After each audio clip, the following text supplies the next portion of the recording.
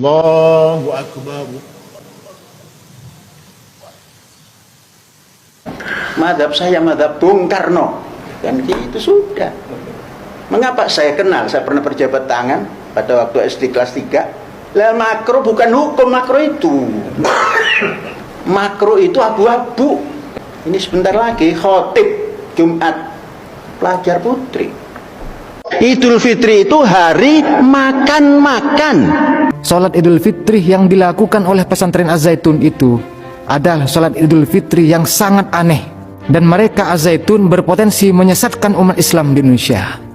Karena apa? Karena yang dicontohkan oleh mereka adalah perilaku yang sangat bertentangan dengan anjuran Nabi begitu. Hal itu tidak boleh dibiarin, apalagi di video itu sudah jelas dengan sengaja siaran live agar disaksikan oleh umat Islam di Indonesia. Gak ada ceritanya seperti itu, salat Idul Fitri dicampur dengan orang Kristen di tengah.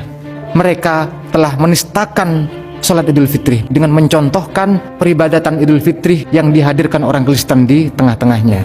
Masyarakat awam akan beranggapan bahwa hal ini adalah sholat yang dianjurkan oleh Nabi. Padahal sebaliknya, sholat ini adalah sholat yang sangat bertentangan dengan anjuran Nabi begitu. Ini sangat aneh, sangat parah. Sekarang bukan zaman Covid, jadi tidak perlu diterapkan sholat berjarak seperti itu. Yang mana para ustadz, para kiai, para habaib dengan susah payah mengajarkan kepada umat Islam di Indonesia untuk menjalankan anjuran-anjuran Nabi. Dan ini sebaliknya. Ini bikin gaduh.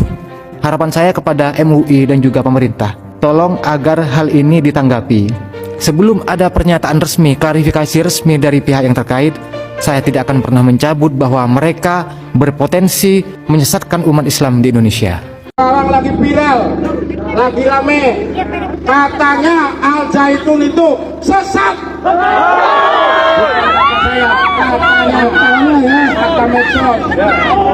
Tapi kita tidak menuntut Al-Zaitun, atau kita katakan Al-Zaitun sesat. Bukan ranah kita, bukan otoritas kita, tetapi lembaga negara harus adil memastikan bahwa Al-Zaitun itu sesat atau tidak.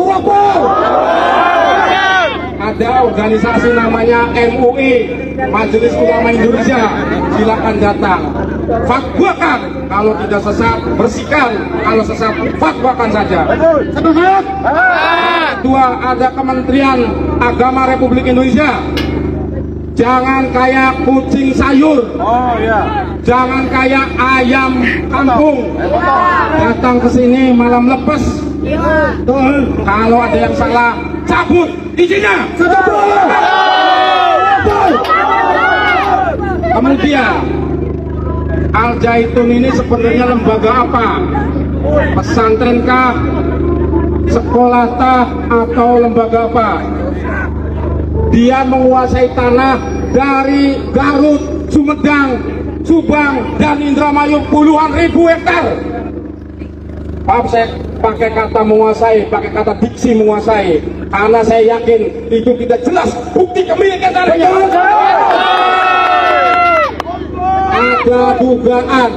Ada dugaan mereka memakai dokumen orang untuk membeli, kemudian dihibahkan. Apakah negara Indonesia yang kita injak ini sepakat dengan penguasaan lahan tanpa hak atas tanah? Yang kedua, ada pembangunan jembatan di tanah negara, tanah sengketa. Tanah negara, tanah sengketa itu tidak boleh dimiliki atau dikuasai kecuali ada surat keputusan dari Kementerian ATR BPN. Apakah itu sudah ada suratnya, pertanyaannya? Kalau tidak ada suratnya, silakan penegak hukum untuk masuk, usir dan bongkar. Kemudian mereka membangun katanya galangan kapal, katanya juga semacam pelabuhan, katanya juga semacam jetty, pembongkaran atau dermaga. Pertanyaannya, itu sudah ada izinnya belum? Kenapa saya tanya begitu? Rakyat, publik harus tahu bahwa surat-surat itu harus ada ketika mau membangun apapun. Mendirikan bangunan. itu dari Pemda Indramayu harus didorong juga. Kalau tidak ada, suruh tutup Satpol PP-nya juga. Kemudian urusan dermaga itu berkaitan dengan zona ekonomi eksklusif laut. Hilir mudiknya bisnis. Jangan-jangan kalau jembatannya dibangun kemudian nyambung ke Al Zaitun, jangan-jangan ada praktek-praktek perdagangan manusia. 3 hal yang membuat pelaksanaan sholat id di Ponpes Al Zaitun Indramayu ini viral karena dianggap nyeleneh. Pertama, posisi imam yang didampingi oleh 2 orang, padahal umumnya imam berdiri sendiri di depan. Yang kedua, ada seorang perempuan yang berdiri di barisan paling depan sendirian di antara makmum laki-laki dan ikut melaksanakan sholat, padahal umumnya perempuan ada di barisan belakang. Dan yang ketiga, ada sosok laki-laki yang juga berdiri di barisan paling depan, namun gerakan sholatnya tidak umum. Coba lihat saja tangannya. Nah, MUI Indramayu sendiri mengaku bingung mereka ini aliran apa, karena katanya Ponpes Al Zaitun ini agak tertutup. Sementara PBNU mengatakan kalau sholat mereka ini sah-sah saja, namun keluar dari kemazhaban yang umum. Nah, sementara kalau ditelisik dari sejarahnya, ternyata Ponpes Al Zaitun ini pernah beberapa kali mendapat tuduhan sebagai pusat ajaran aliran sesat.